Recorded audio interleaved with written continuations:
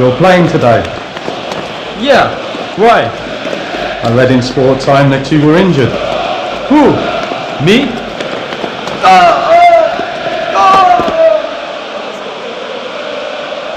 Sport Time, πριν από τα γεγονότα. Sport Time, η έγκυρη αθλητική εφημερίδα.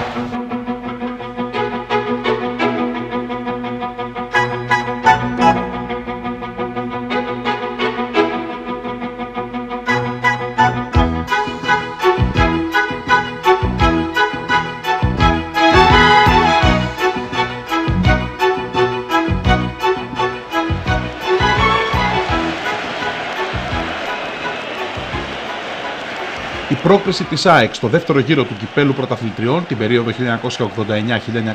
1989-1990 ήρθε μετά την μεγάλη της νίκη με 5-3 επί της Δυναμό Δρέσδης. Η πρόκριση επί των Ανατολικογερμανών ήταν έναυσμα για πανηγυρισμούς έξαλλους στο στρατόπεδο των Κιτρινόμαυρων, καθώς οι φίλοι της Ένωσης έβλεπαν την ομάδα τους, αφού γύρισε το 1989 στην κορυφή του ελληνικού πρωταθλήματος μετά από 10 ολόκληρα χρόνια, να μπαίνει με τον καλύτερο δυνατό τρόπο στην κορυφαία ευρωπαϊκή διοργάνωση. Εδώ είναι οι δύο αρχηγοί, ο Παύλος Παπαϊωάννου της ΑΕΚ και ο Ζαν Πιερ Παπέν της Μαρσέιγ. Είμαστε στις 18 Οκτωβρίου του 1989 στο Βελοντρόμ της Μασσαλίας μπροστά σε 45.000 θεατές. Η Ένωση έπαιξε στο παιχνίδι με τον Οικονομόπουλο τερματοφύλακα, δεξιά τον Βασιλόπουλο, αριστερά τον Χατζή, μια χρονιά που η ΑΕΚ γενικώς την έβγαλε χωρίς καθαρό αίμο αριστεροπόδαρο μπακ, παίζοντας πότε με τον Χατζή και πότε με τον Βασιλόπουλο, όπως είχε γίνει στο Dynamo Stadium της Δρέσδης στον προηγούμενο ακριβώς γύρο. Center back ο Μανολάς με τον Κούτουλα, αμυντικό χάφο Παύλος Παπαϊωάννου και από εκεί και μετά, έτσι όπως συνήθιζε τότε ο Ντούσαν Μπάγεβιτς να παρατάσει την Ένωση, ο Πατίκας που τον βλέπουμε εδώ στη δεξιά πλευρά, ο Σαβεύσκι στην αριστερή, ο Οκόνσκι ανάμεσα στους δύο στον άξονα και επιθετικό δίδυμο απαρτιζόμενο από τους Σαββίδη και Χριστοδούλου. Η μεγάλη πρόκριση στις 27 Σεπτέμβρη του 89 με εκείνο το 5-3 που αποτελούσε ένα από τα μεγαλύτερα σκορ στην ιστορία της ΑΕΚ στο κύπελλο πρωταθλητριών, έδινε σίγουρα κουράγιο στην Ένωση για να αντιμετωπίσει μια ομάδα αστέρων. Στη Μασσαλία η Μαρσέιγ παρατάχθηκε, την βλέπετε εδώ να βγαίνει μπροστά, να πλαγιοκοπεί. Τελευταία στιγμή με την προβολή να κόβει ο Παύλος Παπαϊωάννου και να βγάζει από την άμυνα της ΑΕΚ ο Χατζής. Κατέβηκαν λοιπόν οι Μαρσεγέζοι με τερματοφύλακα τον Ιάρ, τον Αμορός, τον πολύ γνωστό και αρχηγό τους τότε, δεξιόπιστοφύλακα τον Τρικολόρ και της Μαρσέιγ, στο ένα άκρο, τον Τιμεκό στο άλλο, τον Φέρστερ τον Γερμανό και τον Μοζέρ στο κέντρο της άμυνας, τον Τιγκανά αμυντικό χαφ, μέλος της μεγάλης τριπλέτας των Τρικολόρ στη δεκαετία του 80, εκείνο το φοβερό κέντρο που απαρτιζόταν από τον Τικανά, τον Ζιρές και τον Πλατινί. Ακόμη στη μεσαία γραμμή το Ρος και το Σοζέ, τον Φρατζέσκολη, τον μεγάλο Ουρουγουανό άσο, τον Γουόντλ, τον Κρίς Γουόντλ, τον αριστεροπόδαρο Βρετανό που τον βλέπετε εδώ να βγαίνει μπροστά, αλλά ο Οικονομόπουλος να πέφτει στα πόδια του και να μπλοκάρει, και σέντερφορ τον Παπέν, έναν από τους καλύτερους επιθετικούς της Ευρώπης εκείνα τα χρόνια. Εδώ είναι ο Ντούσαν Μπάγεβιτς που αγωνιά, καθώς βέβαια γνωρίζει πολύ καλά, όπως και ο Πέτρος Ραβούστης, ο βοηθός του δίπλα του, ότι η ΑΕΚ έπαιζε σε μια πάρα πολύ δύσκολη έδρα. Ο Κόνσκι σε επίδειξη υψηλής τεχνικής ανάμεσα σε Τιγκανά και Φρατζέσκολη. Η ΑΕΚ που βγαίνει γρήγορα μπροστά με τον Πατίκα, είναι το ξεκίνημα το 4ο λεπτό. Κοιτάξτε εδώ την μπάλα στα δίχτυα από τον Τζίμι Πατίκα και μια απίστευτη απόφαση από τον Σαντός, τον Ελβετό διαιτητή. Από τις σπάνιες περιπτώσεις ακυρώνει τον γκολ της ΑΕΚ, εδώ δείτε τον Πατίκα, για να της δώσει υπέρ της φάουλ. Απίστευτη, πραγματικά σκανδαλώδης απόφαση. Λασάρει ο Πατίκας, έχει πέσει στα πόδια του και τον ανατρέπει ο Αμορός. Ξανά εδώ εφορμά ο Τζίμι Πατίκας στον άξονα μετά την πολύ ωραία ενέργεια και πάσα από τον Οκόνσκι. Τη στιγμή του φάουλ καταφέρνει να πλασάρει, να περάσει την μπάλα από τον Ιάρ, να τη στείλει στα δίχτυα. Ο διαιτητής Σαντός αρνείται στην ΑΕΚ το 0-1 και της δίνει φάουλ λίγο έξω από την περιοχή. Ο Πολωνός βιρτουόζος ο Οκόνσκι, και δυστυχώς η θεία δίκη δεν ήταν στο Βελοντρόμ εκείνη τη βραδιά στις 18 του Οκτώβρη. Το φάουλ του Οκόνσκι αφήνει άγαλμα τον Ιάρ, αλλά χτυπάει στο δεξί κάθετο δοκάρι του και η μπάλα φεύγει έξω. Τεράστια αδικία για την ελληνική ομάδα, για την πρωταθλήτρια Ελλάδος. Εδώ είναι ο goalkeeper των Γάλλων που έφτασε στο 0-1 νωρίς στο 4ο λεπτό, αλλά επαναλαμβάνω, ο Ο Τζόρτζ Σαντόζ, ο Ελβετός διαιτητής, με μια ακατανόητη απόφαση τη στέρισε το προβάδισμα. Ένα γκολ που θα ήταν χρυσό για την ΑΕΚ σε ένα τέτοιο παιχνίδι. Ο Παπέν εδώ, διαμαρτυρίες από τον Κούτουλα, γιατί έχει πάρει την μπάλα με το χέρι πριν βρεθεί απέναντι στο Μανολά. Να το πάλι. Ο Γάλλος σεντερφόρ χρησιμοποίησε το χέρι του για να ξεφύγει. Προπονητής της Μαρσέη, ο Τζιλί, την περίοδο εκείνη. Με το Χατζή να είναι και στην αέρια μονομαχία. Ο Γόντλ ήταν ο νικητής. Βγάζει μια πολύ επικίνδυνη σέντρα. Ο Βασιλόπουλος με το Σαββίδι είναι στην άλλη πλευρά. Προσπαθούν να απομακρύνουν χωρίς να τα καταφέρουν. Το σούτ από τον Έντζο Φραντζέσκολη πέφτει και μπλοκάρει τον Οικονομόπουλος. Νάτος εδώ ο μεγάλος Ουρουγουάνος. Πάλι η εφόρμηση του Γόντλ με το δεξί πόδι, παρακαλώ. Ο αριστεροπόδαρος Άγγλος έβγαλε την παλιά στην άλλη πλευρά. Το γύρισμα από τον προωθημένο Ντιμεκό. Στο πάρει ο Φραντζέσκολη, σουτάρει με το δεξί. Εξαιρετική ενέργεια, αλλά μπλοκάρισμα σταθερό από τον Σπύρο Οικονομόπουλο. Ξεπέρασαν λοιπόν οι Γάλλοι σιγά σιγά την ψυχρολουσία του 4ου λεπτού, όταν είδαν την ΑΕΚ να στέλνει την μπάλα στα δίχτυα τους κανονικότατα. Πήραν το δώρο του Σαντόζ με την ακύρωση του τέρματος. Είδαν το φάουλ μετά του Οκόνσκι να χτυπάει στο δοκάρι τους και από εκεί και μετά άρχισαν σιγά σιγά να επιβάλλουν το ρυθμό τους. Με ένα καταπληκτικό κέντρο. Εδώ ο Φραντζέσκολη θέλησε να περάσει μπροστά στον Σοζέ, τον υψηλόσωμο Γάλλο μέσο. Η ΑΕΚ έβγαλε από την άμυνά της. Για να αναπτυχθεί τώρα αυτή από την αριστερή πτέρυγα με τον Τόνι Σαβεύσκι να ψάχνει με την μεγάλη παλιά τον Σαββίδη. Αυτός χάνει τη μονομαχία από τον Μοζέρ. Αφήνει ο Σαντός το πλεονέκτημα. Η ΑΕΚ συνεχίζει να είναι στο προσκήνιο. Ο Χατζής που πατάει. Ο Σαβεύσκι βγάζει με το εξωτερικό φάλτσο τη σέντρα. Κεφαλιά του Ντιμεκό, προσπάθησε να απομακρύνει την Κανά χωρίς να τα καταφέρει. Ο Γουόντλ που μπορεί να έκανε και φάουλ εδώ στο Βασιλόπουλο. Με το μαγικό του αριστερό πόδι ο Άγγλος πέρασε την μπάλα μπροστά. Φραντζέσκολη που ψάχνει τον Παπέν, περνάει η μπάλα από τον Μανολά. Ο Παπέν επικίνδυνα, πέφτει ο Μανολάς με προβολή. Του βγάζει την μπάλα ακριβώς πριν σουτάρει. Φωνάζει ο Παπέν, αλλά δεν βρίσκω κάποιο λόγο. Ίσως να είναι και ακάλυπτος εδώ. Ο Μανολάς πήγε να βάλει και το χέρι του πονηρά στη φάση, που περνάει η μπάλα όμως στον Παπέν και με το δεξί του πόδι καθαρά ο Στέλιος Μανολάς κόβει την μπάλα σε κόρνερ. Ομάδα με εξαιρετικά επιθετικό πνεύμα η Ένωση εκείνη την περίοδο. Ο Πατίκας που θέλει να βγει μπροστά στην παλιά του Χατζή υποδεικνύεται σε θέση offside. Εδώ είναι ο Πατίκας. Μια φάση που την ξαναείδαμε, αλλά το replay των Γάλλων δεν ήταν απολύτως διαφωτιστικό. Και εδώ είναι ο Φραντζέσκολη. Το φάουλ στα πόδια του από το Σαβεύσκι αφήνει το πλεονέκτημα διαιτητής. Για τη σέντρα του Αμορό, στη σέντρα σουτ μπλοκάρει σταθερά ο Σπύρος Οικονομόπουλος.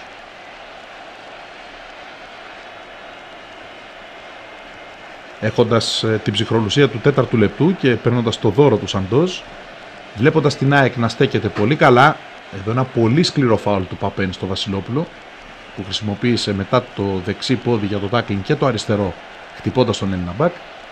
Ο Τζιλί λοιπόν καθόταν σε αναμένα κάρβουνα στον πάγκο του. Ο Γερμανός, ο Καρλ Χάιντς Φέρστερ, έκοψε την μπάλα. Στέλεχος της εθνικής ομάδας βέβαια της Γερμανίας, Δυτικής Γερμανίας ακόμη εκείνη τη χρονιά και την περίοδο του αγώνα, καθώς είμαστε στις 18 Οκτώβρη του 89. Κάτι λιγότερο από 2 μήνες αργότερα έπεσε το τείχος του Βερολίνου, μια ιστορική στιγμή. Εδώ ο αρχηγός των Γάλλων, ο Παπέν, που σουτάρε μακριά out. Πάλι μπροστά η Μαρσέη, με την ΑΕΚ να ζητάει φάουλ που δεν το έδωσε ο Σαντόζ, ο Γουόντλ να προσποιείται έξω από την περιοχή. Περνάει πολύ ωραία, έχει την μπάλα στο καλό στο αριστερό, ΣΥΡΙΖΑ έξω από τα δοκάρια του Οικονομόπουλου, που έπεσε στην τροχιά της μπάλας. Πάλι εδώ ο Κρις Γουόντλ, μετά από μια μεγάλη καριέρα στην Τότεναμ, αποκτήθηκε από τη Μαρσέη και της έδωσε πολύ μεγάλη δύναμη στην αριστερή πτέρυγα ο εξαιρετικός διεθνής Άγγλος μεσοεπιθετικός. Ο Σαββίδης που χάνει την κόντρα στη μονομαχία του με τον Ντιμεκό. Ο Κόνσκι. Ο Σαβεύσκι πλάγια αριστερά. Ο Χριστοδούλου που έχει οπισθοχωρήσει. Ο Τιγκανά είναι κοντά του. Και ο Φέρστερ τώρα που τον εμποδίζει. Προσπαθεί να αποσπάσει ο Αμορός. Η ΑΕΚ κρατάει την μπάλα. Και από το Χατζή πηγαίνει στον Τόνι Σαβεύσκι που κάνει μια πολύ όμορφη κίνηση. Δείτε εδώ το Σκοπιανό με εξαιρετικές δυνάμεις. Η πάσα του δεν περνάει την τελευταία στιγμή για τον τελείως μόνο του Σαββίδη. Και βγαίνει ο Σοζέ. Ο Γουόντλ που έπαιζε όπως βλέπετε και στις δύο πλευρές, άλλαζε διαρκώς πτέρυγα. Είναι τώρα στην αριστερή, όπου άλλαξε με τον Τιμεκό. Λίγο νωρίτερα τον είδαμε να ξεκινά την ατομική του ενέργεια τη δεξιά πλευρά. Ένας παίχτης που είχε απόλυτη ελευθερία τον Τζιλί στις κινήσεις του, σε όλο το εύρος της μεσαίας και επιθετικής γραμμής των Μαρσεγέζων.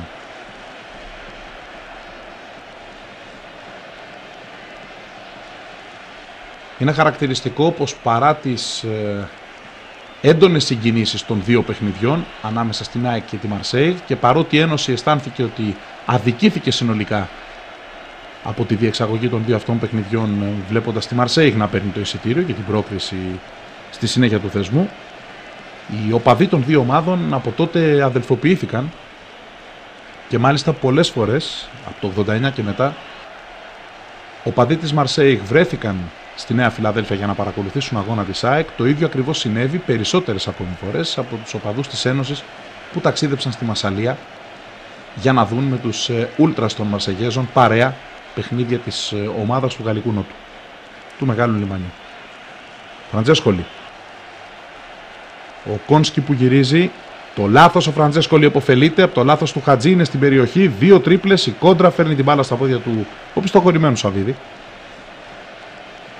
Το πνεύμα του Μπάγεβιτς στην ΑΕΚ εκείνης της εποχής, ένα ποδόσφαιρο ολοκληρωτικό που θύμιζε πολύ τις αρχές που είχε βάλει στον Άγιαξ ο Ρίνους Μίχελς, με βοηθό του μάλιστα τότε τον μεγάλο παππού, τον Φράντσεκ Φάντροκ, τον Τσέχο βοηθό του και μετέπειτα προπονητή της Ένωσης.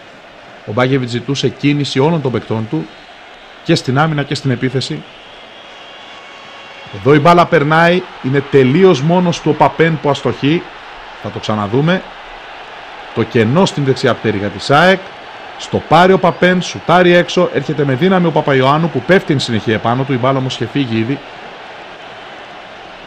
Δεν υπήρξε καμία υπόδειξη από τον Σαντόζ. Είχε ολοκληρώσει ο Γάλλος επιθετικός άστοχα την επιθετική του ενέργεια. Ο Αμορός, εκεί που ο Παπέν κάνει αυτός φάουλ αυτή τη φορά. Αφήνει ο Σαντόζ καθώς μπλόκαρε την μπάλα ο Οικονομόπουλος. Εδώ είναι ο Τόνι Σαβεύσκι. Πατίκας που έκανε το άλμα για να πάρει την μπάλα. Ο Ρος που κέρδισε. Αλλαγή του Αμορός με τον Φραντζέσκολι και τελικά η μπάλα ακόμη πιο πίσω στην άμυνα των Γάλλων. Εκεί που ο Μοζέρ τη βγάζει μπροστά για τον Γουόντλ. Έρχεται στη μεσαία γραμμή ο Άγγλος για να πάρει την μπάλα να φτιάξει το παιχνίδι.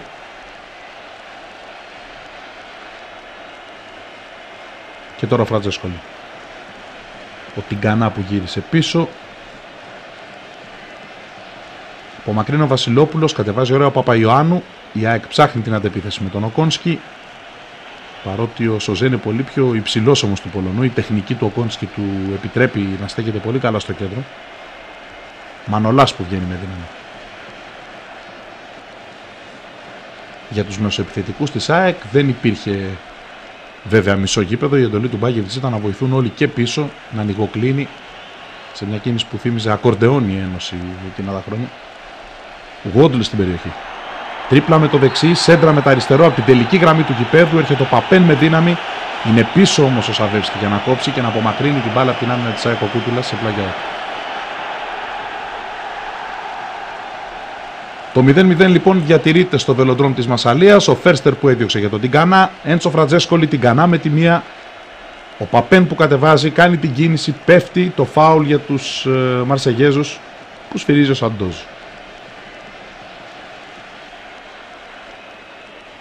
Εδώ είναι ο Μανολάς. Η ΑΕΚ με την επετειακή φανέλα που είχε χρησιμοποιήσει την τελευταία αγωνιστική της περίοδου 88-89 στη Νέα Φιλαδέλφια απέναντι στον ΠΑΟΚ. Ένα παιχνίδι που τελείωσε 0-0, αλλά η νίκη της ΑΕΚ την ακριβώς προηγούμενη αγωνιστική στο ΟΑΚΑ επί του Ολυμπιακού με 1-0 με τον γκολ του Τάκη Καραγιοζόπουλου της είχε ήδη εξασφαλίσει τον τίτλο. Το φάουλ του Σοζέ στο δοκάρι. Νάτος εδώ, ο Γάλλος υψηλός όμως μέσος που βλέπει την μπάλα από το δεξί του χτύπημα να περνάει από το τείχος. Μεγάλη καμπύλη, κοιτάξτε πως πέφτει στην εξωτερική πλευρά του αριστερού κάθετου δοκαριού του Οικονομόπουλου. Ισοφαρίζει τα δοκάρια η Μαρσέη μετά από αυτό που είχε στο 4ο λεπτό ο Κόνσκι. Και αυτό ήταν το τέλος του πρώτου ημιχρόνου. Μαρσέη Γάεκ 0-0. Ο Αμορός, ο Τιγκανά, ο Παπέν και όλα τα αστέρια των Γάλλων επί σκηνής.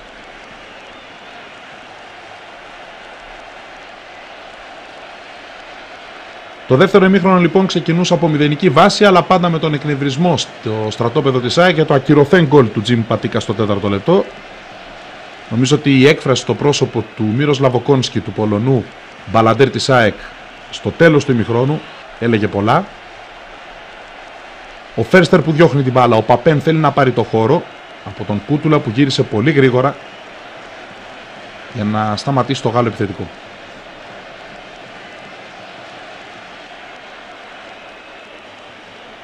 Ο Ζαν Πιερ Παπέν που ήταν αικίνητος, έκανε πολλή δουλειά στην επιθετική γραμμή της Μαρσέιγ και ήταν μια διαρκής απειλή για την ΑΕΚ. Ντιμεκό που κάνει τις προσποιήσεις, θέλει να γυρίσει την μπάλα με τα αριστερό, από την κόντρα καταλήγει κόρνερ.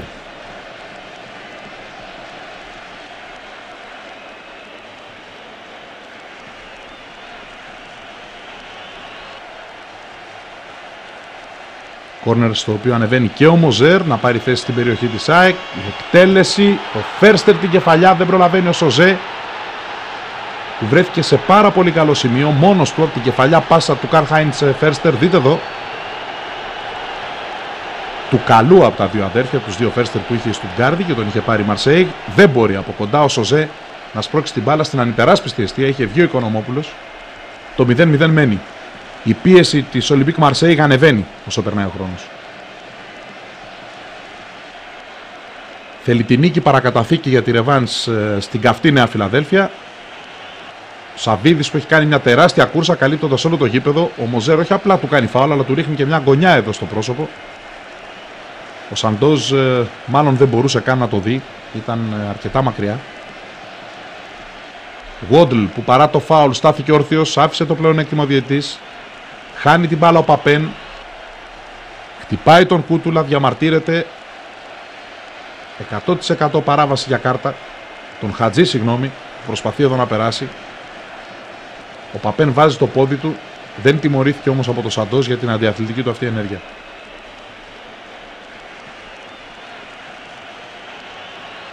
Αμορός.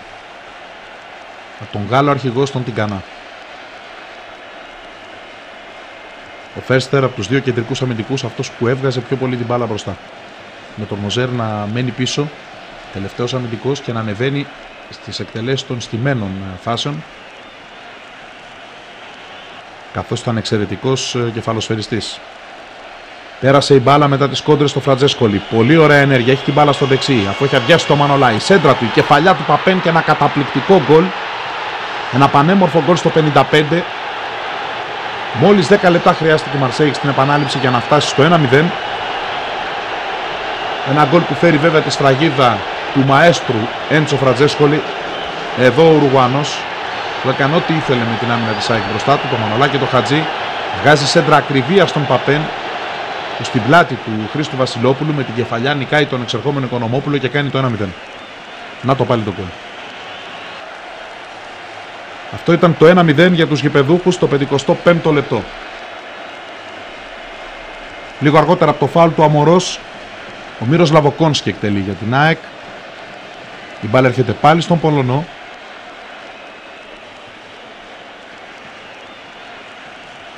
Που αλλάζει με τον Κούτουλα. Το 1-0 βέβαια δεν ήταν απαγορευτικό σκορ για την ΑΕΚ στη ρεβάνς.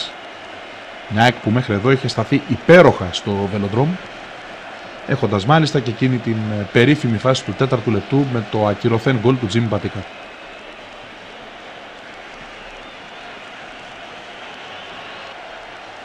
Περίπτωση που κρίθηκε ως ακατανόητη σε ό,τι αφορά το σφύριγμα του Σαντός, καθώς τη στιγμή ακριβώς του φάουλ ο Πατίκας είχε ήδη πλασάρει την μπάλα. Μπορούσε λοιπόν κάλλιστα ο διαιτητής να μην βιαστεί να σφυρίξει, αφού η μπάλα είχε περάσει τον Γάλλο τερματοφύλακα και πήγαινε στην ανυπεράσπιστη αιστεία του. Ο Ιάρ δεν μπορούσε να αποτρέψει τον γκολ. Ήταν 100% λανθασμένη η απόφαση του Ελβετού. Το μακρινό σούτ εδώ που είδατε από τον Φραντζέσκολη. Νάτος ο Μοζέρ που σας λέγαμε ότι ανέβαινε σε όλα τα στημένα. Προσπάθησε εκεί να πάρει την κεφαλιά. Η μπάλα βγήκε μακριά στον Παπέν. Ο Χριστοδούλου έχει γυρίσει και τον μαρκάρι. Η πάσα που δεν πέρασε στην επίθεση της Μαρσέη για να κερδίσει το φάουλ εδώ η γαλλική ομάδα. Ο Πατίκας διαμαρτύρεται καθώς είχε προηγηθεί στον ίδιο φάουλ.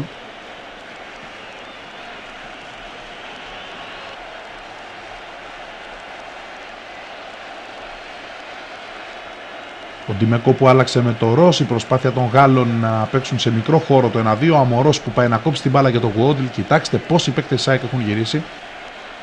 5 μπροστά από την αντίπαλη επίθεση για να προστατεύσουν την εστία του Οικονομόπουλου. Λίγο μετά τη συμπλήρωση μιας ώρας αγώνα, ο Πατίκας που δεν μπορεί πια να συνεχίσει θα δώσει την θέση του στον Μπατάλη. Η αλλαγή μεταξύ των δύο Έλληνο-Αυστραλών. Πατίκας που φεύγει με μικρό πρόβλημα, χωλένοντας,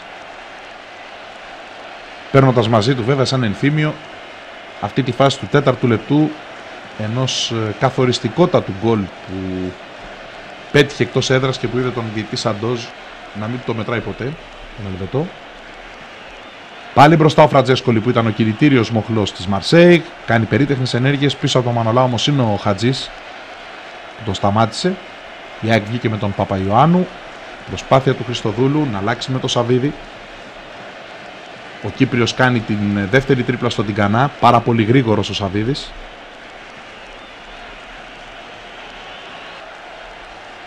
Ο Σαβίδης που έπαιζε στην δεξιά πλευρά, εναλλασσόμενος πολλές φορές σε ρόλους με τον Πατίκα. Αριστερά έπαιζε ο Σαβεύσκι. Η ΑΕΚ με ένα σύστημα που έμοιαζε πολύ η τότε διάταξη στη μεσαία γραμμή, με τον τρόπο με τον οποίο πολλές σύγχρονες ομάδες αγωνίζονται σήμερα, σε ένα ρόμβο δηλαδή, με τον Παπαϊωάννου μπροστά από την άμυνα, στον άξονα ακριβώς πίσω από τους δύο κυνηγούς, τον Μύροσλαβ Κόνσκι, και στα άκρα το Σαβεύσκι αριστερά και δεξιά, κυρίως το Σαβίδη, αλλά πολλές φορές και τον Πατίκα. Το σούτ από τον Παπέν, εξουδετερώνει ο Οικονομόπουλος στην εφόρμηση του Γουόντλ. Από την προβολή είδα την μπάλα, στρώθηκε στον Παπέν, εδώ με τον Μανολά. Να πάλι ο Γουόντλ, τον μαρκάρει ο Σαβίδης, δεξί βολέα από τον Παπέν. Εντυπωσιακή επέμβαση του Σπύρου Οικονομόπουλου. Το κόρνερ ο Αμορός. Μετά την πρώτη κεφαλιά από μακρινή άμυνα της ΑΕΚ με τον Βασιλόπουλο, επανέρχονται οι Γάλλοι που πιέζουν, θέλουν το δεύτερο γκολ για τη σιγουριά στη ρεβάνση. Ο Μανολάς πολύ ψηλά διώχνει, την Κανά το βολέ στην κίνηση out. Και ο Μπάγεβιτς ετοιμάζει τον Μπατίστα. Μετά την αλλαγή του Πατίκα στο 63ο λεπτό και την είσοδο του Μπατάλη.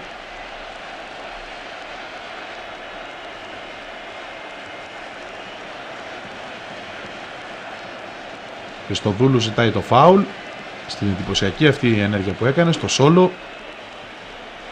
Λίγο πριν μπει στην περιοχή της Μαρσέιγ ανατράπηκε. Εδώ δείτε πάλι. Πολύ ωραία κίνηση, πρώτα με το δεξί πόδι.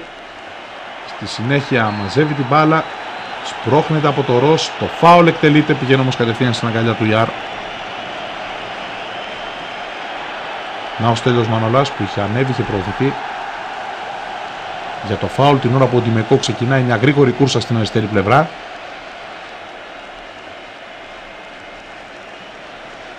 Η σέντρα του Γουόντλ πριν πέρασε η μπάλα στον Παπέν, έβγαλε ο Κούτουλας μαζί με τον Μανολά εκεί. Το σούτ από το Σοζέ που είχε πολύ γερά πόδια, το στέλνει όμως ψηλά out από το οριζόντιο του Οικονομόπουλου. Εδώ το οχτάρι της Μαρσέη, ο Σοζέ. Και ο Ντανιέλ Μπατίστα που θα αντικαταστήσει τον Χριστοδούλου στο 61ο λεπτό.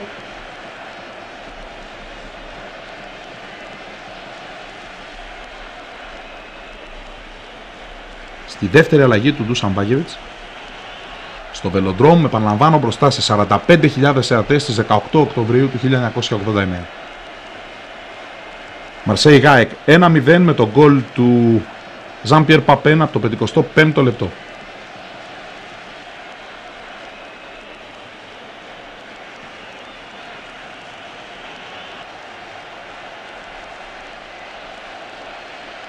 Η ομάδα του Μπερνάρ Ταπί, σε μια περίοδο για την οποία συζητήθηκαν πάρα πολλά πράγματα αρκετά χρόνια μετά, και όταν πια δεν βρισκόταν στις δόξες του ο Γάλλος μεγαλοεπιχειρηματίας και πολιτικός και ιδιοκτήτης των Μαρσεγέζων. Εδώ ήταν ο Μοζέρ που έκανε το φάουλ, ο Βραζιλιάνος.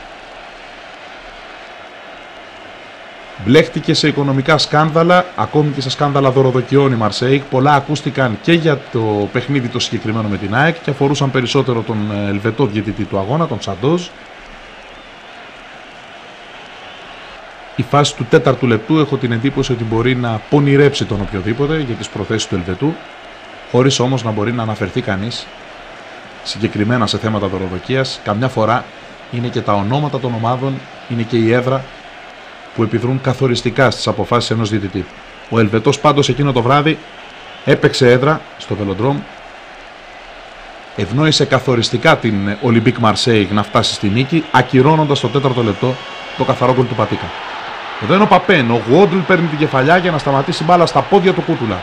Ο Γουόντλ που νίκησε το Μανολά, πέρασε την μπάλα από τον Οικονομόπουλο, αλλά ο Γιώργος Κούτουλας είχε καλύψει δίπλα στο αριστερό δοκάρι του Σπύρου Οικονομόπουλου και σταμάτησε την μπάλα. Αμορός. Τα δύο full back των Γάλλων, Αμορός και Ντιμεκό, που έκαναν πολλή δουλειά στις πτέρυγες. Σοζέ. Ο Σαβίδης αικίνητος μπρος πίσω, σταματάει άλλη μια φορά την μπάλα και ξεκινάει μόνος του την κόντρα. Βλέποντας τον Μπατίστα offside θέλησε να περάσει ο ίδιος, δεν τα κατάφερε. Τώρα είναι ο Ντανιέλ Μπατίστα. Ο Ρος που τον πιέζει. Ο Σαντόζ ούτε εδώ είδε φάουλ, άφησε το παιχνίδι να συνεχιστεί και η Μαρσέιγ βγαίνει στην κόντρα. Με τον Παπέν να σηκώνει το πόδι του ψηλά την ώρα που του έπαιρνε με το κεφάλι την μπάλα ο Χατζής. Και να έχει 100% άδικο στις διαμαρτυρίες του στον Ελβετό, καθώς ο Χατζής δεν έστυψε. Η ενέργεια ήταν αντικανονική από το Γάλλο σεντερφόρ.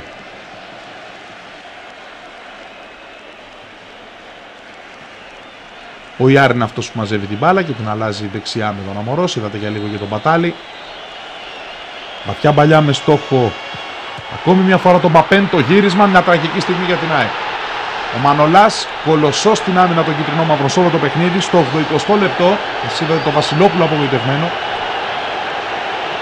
Ο Μανολά παρηγόρητο, βάζει το δεξί του πόδι για να στείλει την μπάλα κόρνερ.